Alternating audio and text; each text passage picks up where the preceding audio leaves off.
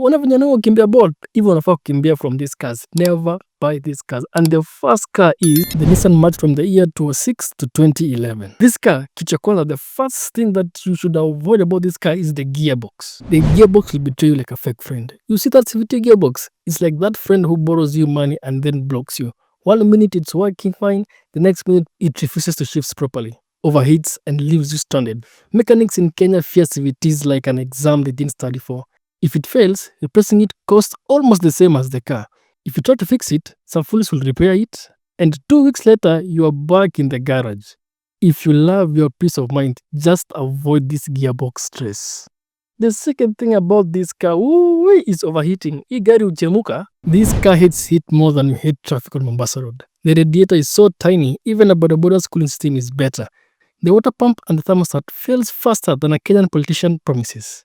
If you ignore overheating, the head gasket will blow and suddenly you own an expensive metallic flower pot. So, if you live in hot areas like Mombasa, Kitengela or just Nairobi traffic, be prepared to fix your cooling system often. Another sad thing about this car is the resale value. You are better off selling mandazi. Trying to sell a Nissan March in Kenya is like trying to sell an empty soda bottle. Nobody wants it.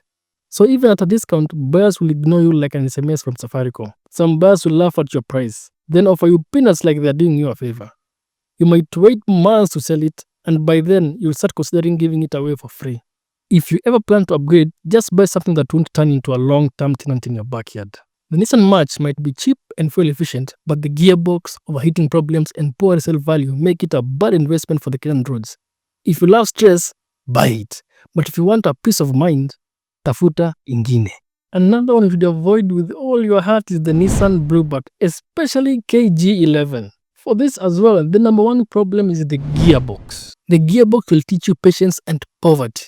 The Nissan Bluebird KG11 CVT gearbox is like a toxic relationship. It starts off smooth, then suddenly problems everywhere. One day it's shifting well, the next day it jerks, stalls and refuses to move.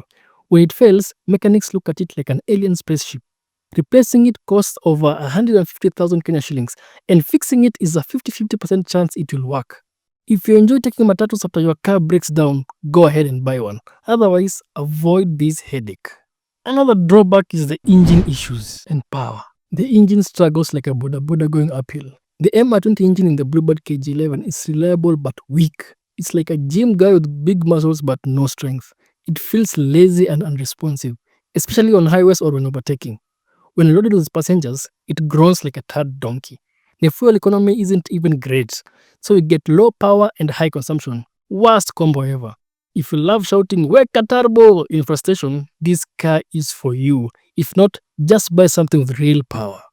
And just like the Nissan March, hii ni kawaida amongst cars zote, it's the overheating. This car loves to cook itself. The cooling system in this car is so weak. Even a simple Naivasha to Nairobi drive might turn into a steam engine experience. Radiator clogs easily, causing random overheating. The thermostat and the water pump fail, leading to engine damage. If you ignore it, the head gasket will blow and you'll start saving for a new engine. Moral of the story, if you don't like surprises, avoid overheating prone cars like this one. Then the worst thing about this car again is the resale value. You'll have to pray for a buyer for this car. The few people interested will negotiate until you feel like you're giving it up for free.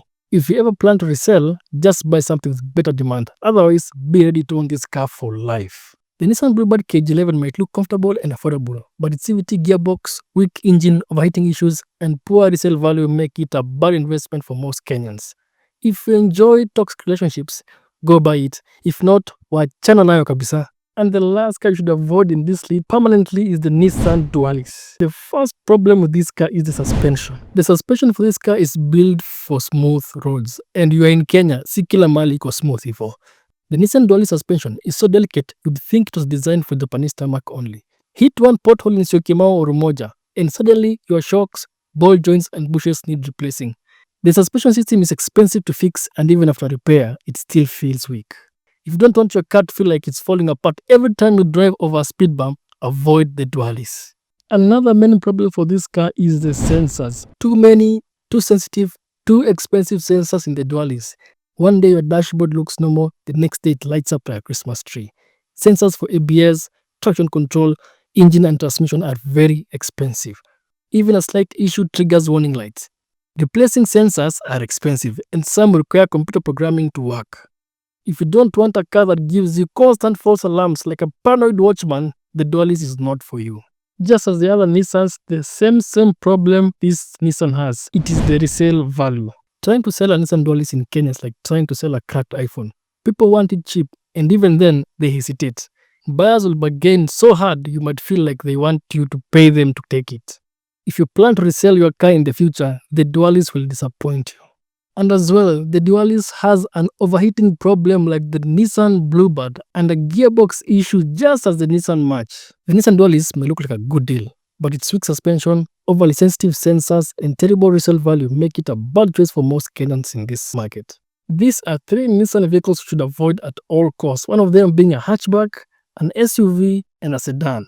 There are so many Nissan cars and other vehicle brands that you should stay away from. Never buy these cars. And if you want to see those type of cars, just like and comment below. And if you enjoyed seeing this video, I am telling you, you'd like seeing this around as well. Just check it out. Click here. You'll like this video as well.